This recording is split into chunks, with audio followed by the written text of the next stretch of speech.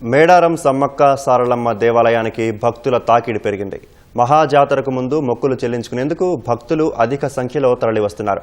సమ్మక్క సారలమ్మ అమ్మవార్ల దర్శనాలు సునాయాసంగా జరిగేటట్లు గద్దెల విస్తరణ పనులు అధికారులు వేగవంతం చేశారు. గద్దెల విస్తరణ పనులను చూసిన భక్తులు సంతోషం వ్యక్తం చేస్తున్నారు. తక్కువ సమయంలో ఎక్కువ మంది భక్తులు అమ్మవారి దర్శనం చేసుకునేటట్లుగా గద్దెల ప్రాంగణాన్ని విస్తరించి పగిడిద్దరాజు, గోవిందరాజుల గద్దెలను సారలమ్మ గద్దెల వెలుపల భాగంలో నిర్మించడం అద్భుతంగా ఉందని భక్తులు చెప్పారు. ఎలాంటి అసౌకర్యాలు కలగకుండా ఆలయ నిర్మాణ పనులను ప్రభుత్వం చేపడుతుందని భక్తులు హర్షం వ్యక్తం చేస్తున్నారు. ఇప్పటి వరకు నేను 9 సంవత్సరాల పొద్దు నుండి మా యొక్క ఒడిబియ్యాలు మేము ఉపజెప్పడానికి వచ్చినప్పుడు ఇరుకుగా ఉన్నది, మాకు కొంచెం విశాలంగా ఉంటే బాగు అనేది ఆలోచన అనేది వచ్చేది.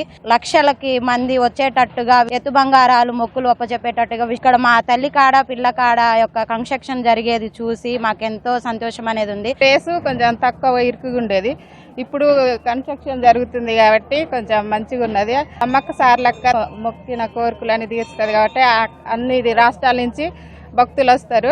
జాతరలోపు కంప్లీట్ చేయాలని కాంగ్రెస్ ప్రభుత్వాన్ని కోరుకుంటాను. అంతకుముందు జాతరకి ఇప్పటిదానికి మనం పోల్చుకుంటే ఎలా ఉన్నదంటే అప్పుడు బాగా ఇరుకుగా ఉండే, చెట్లు కూడా ఉండేవి కానీ ఇప్పుడు మళ్ళీ అన్ని తీసేశారు.